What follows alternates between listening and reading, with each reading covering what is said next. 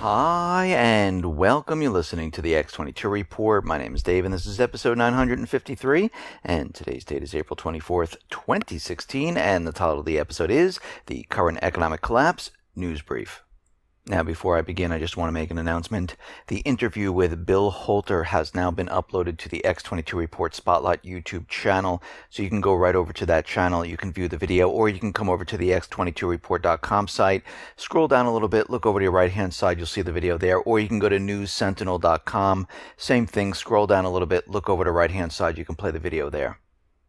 Let's get right into the economic collapse news. Now, back on April 11th, we understand at this point that the Fed called emergency meetings. Now, everyone is trying to figure out why did they call emergency meetings. Now, if the economy is doing well and everything is fine, there's no reason for an emergency meeting. Now, the only reason you call an emergency meeting, and if anyone's worked in a company before, or you had some type of family emergency, you call a meeting to figure out what you're going to do in an emergency, if there's a problem.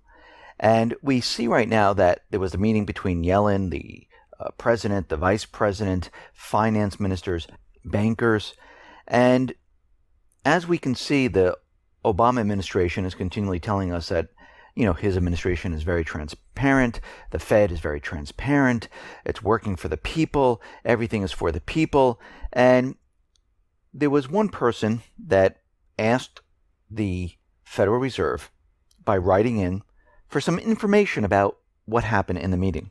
And under the Freedom of Information Act, 5 U.S.C. 552, they were asking for the minutes of what happened in the meeting. Now, of course, as we know, they're never going to give up the minutes of what happened in this meeting because the Fed, the president, the administration, they're not working for the people. But very interestingly, a letter came back, and the letter stated that the staff searched the board records and made suitable inquiries, but did not find any documents responsive to the request, and cannot provide any information on what happened in the meeting. So when you hear this and you look at this and you realize what's going on, you realize that the Fed, the Obama administration, they are not accountable to the public whatsoever. And you can see where their loyalties lie. It is not for the people, but for themselves, corporations, foreign entities, etc., etc. Now, out in Germany, Obama is out there trying to push the TTIP, trying to convince the people out there how great it's going to be for them. And thousands upon thousands of protesters have come out onto the streets of Hanover to say, absolutely not, we do not want this TTIP, US-EU trade deal. And many Germans feel it will reduce consumer protection and undermine workers' protection. People say that the deal is going to compromise the European Union's sovereignty and will create much more secrecy, with one of the biggest concerns being that the agreement is wrapped up in a big veil of secrecy that people are not happy with. And that's exactly right. This whole thing's been a secret because it's not for the people. It is for corporations, the central bank, and it is definitely not for the people. Actually, the German economy minister is saying if the U.S. continues to insist on the transatlantic trade and investment partnership in its current form, it may ruin the entire free trade deal. And he went on to say that the Americans want to hold fast to their Buy American idea. We can't accept that. They don't want to open their public tenders to European companies. He said, for me, that goes against free trade. If the Americans hold fast to this position, we don't need the free trade treaty, and TTIP will fail. Now, I'm just going to substitute the word Buy American because that's not what it's really about. It's about corporations taking control. It's about central banks taking control and taking the sovereignty away from each and every one of the countries, and even the sovereignty of the United States. And actually, this entire deal, the TPP, doesn't work for the United States either. It doesn't help the people. It's not going to bring in more jobs. Actually, it's going to take a lot of jobs away from Americans, just like NAFTA and all the other trade agreements, which we reported on previously. Now, out in Kiev, we hear some information that the Kiev government, they are testing a tactical ballistic missile. Now, the tactical ballistic missile can be used in battlefield with a range of about 300 kilometers. And the missiles that they're testing can carry nuclear, biological, and chemical payloads. And this is something that we're going to have to watch very, very carefully, because as we realize, as tensions heat up in this area, they might resort to using this type of weapon. Now, on the other hand, there are others saying that this is fake, phony, and false, and what they're really testing doesn't work whatsoever. But I think what they're doing is they're putting this out there to let everyone know that something might occur, and they might have snuck something into the country with the CIA, with the U.S. government, other agencies helping to get this in there to make it seem like that they created it on their own, because when the offensive starts, they'll be able to use this type of weapon. Now, things are really heating up with NATO and Russia. NATO now wants to have a naval presence in the Black Sea. But it's not going to be very simple, because we have to remember the Montreux Convention of 1936 strictly regulates the entry of warships into the Black Sea. Also, it restricts the size. It also restricts what ships can enter the sea. And each ship only has about 21 days in the Black Sea, then they have to leave. Unless you are one of those countries that have a presence on the Black Sea, then you can have your ships there. And that means that Turkey is going to have to do the heavy lifting in this area, along with Ukraine, along with Bulgaria, along with Romania. And we're going to have to watch this situation very, very carefully, because we see that what they're trying to do is surround Russia completely. And we see they're placing all military assets all around to make sure that they encircled Russia, just like they're doing to China in the Pacific. Now, we see that North Korea allegedly launched a ballistic missile from a submarine. And of course, the U.S. is out there saying, okay, this is it. They've just done this, and now they're hit the red line. And North Korea, they have approached the United States many, many times saying, listen, we will stop these missile tests. And most of them don't even work. And others, we don't even have proof that they actually did it. Like the earthquake that happened in North Korea, there's no radiation. Japan even reported they're seeing absolutely no evidence that it was any type of nuclear weapon. And I think there was just an earthquake, and they used that propaganda with no proof behind it just to push the war agenda. And what I mean by that is it allowed them, because as soon as it happened, they increased the military budget. South Korea increased their military budget. They start making deals, bringing in the THAAD missile system. They made deals of bringing in more military assets. They started to have drills in the South because of all this. The speakers went up in the zone between the two countries. And we see that the U.S. is using this to continually provoke North Korea. Now, North Korea has come out and said, listen, if you stop the drills and you calm everything down, we will stop using our nuclear weapons, and we would like to have peace negotiations with the U.S. But the U.S. has not responded whatsoever to that, and you can see they're ramping up the provocations towards North Korea. Now, the United States is taking it a step further. The United States now is restricting the travel of the North Korean foreign minister to the UN.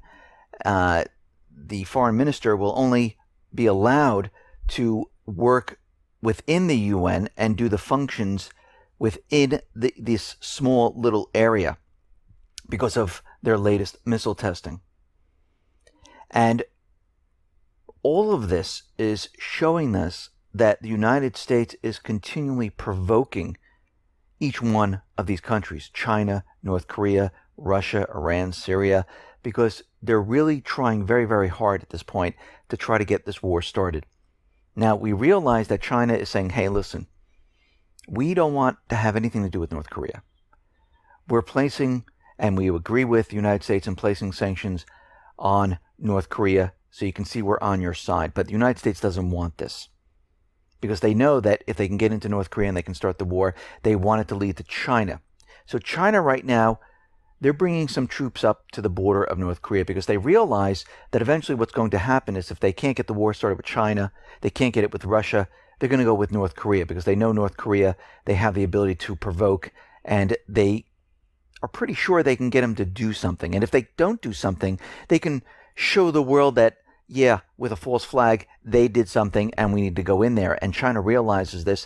And there are reports that China is bringing in soldiers up to the border of North Korea because they realize what the United States is doing at this point, just like Russia realizes it. And this is why they continually try to tamp everything down, because they know right now that the U.S. is continually pushing the idea of war in all these areas.